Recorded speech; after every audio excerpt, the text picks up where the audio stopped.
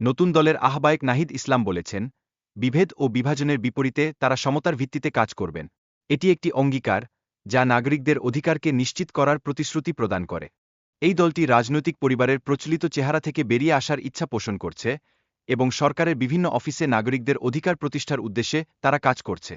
এই নতুন দলটি সারা বাংলাদেশে ক্যাম্পেইন চালিয়ে যাচ্ছে। সেখানে তারা বিভিন্ন শ্রেণী পেশার মানুষের কাছে পরামর্শ নিচ্ছেন, যেন দেশের উন্নয়ন নিশ্চিত করতে পারেন। তারা দুর্নীতিমুক্ত বাংলাদেশ গড়ার লক্ষ্যে অবিরাম কাজ করতে চান। জাতীয় নাগরিক পার্টির আত্মপ্রকাশের সঙ্গে শহীদ পরিবারের সদস্যদের প্রতি সম্মান জানানো হয়েছে। এটি রাজনৈতিক দলের নতুন পরিচয়ের একটি গুরুত্বপূর্ণ অংশ হয়ে উঠেছে। দলটির আহ্বায়ক হিসেবে শহীদ ইসমাইল হোসেন রাব্বির বোন মিম আক্তারকে মনোনীত করা হয়েছে। এটি রাজনৈতিক ঐতিহ্যের প্রতি সম্মান প্রকাশ করে এবং একটি নতুন উদাহরণ স্থাপন করে। জনগণের প্রত্যাশা হল, এই নতুন রাজনৈতিক দলটি গ্রাম থেকে কেন্দ্রে একটি সুস্থ প্রতিযোগিতার পরিবেশ তৈরি করবে। এটি গণতন্ত্রের জন্য অত্যন্ত গুরুত্বপূর্ণ এবং জনগণের উন্নয়নের জন্য একটি প্রয়োজনীয় পদক্ষেপ। আইনশৃঙ্খলা পরিস্থিতির উন্নতির জন্য পুলিশ ব্যবস্থার বিশ্বাস ফেরানোর প্রয়োজনীয়তা উল্লেখ করা হয়েছে। এটি জনগণের প্রত্যাশা পূরণ করতে সাহায্য করবে এবং নিরাপত্তা নিশ্চিত করবে।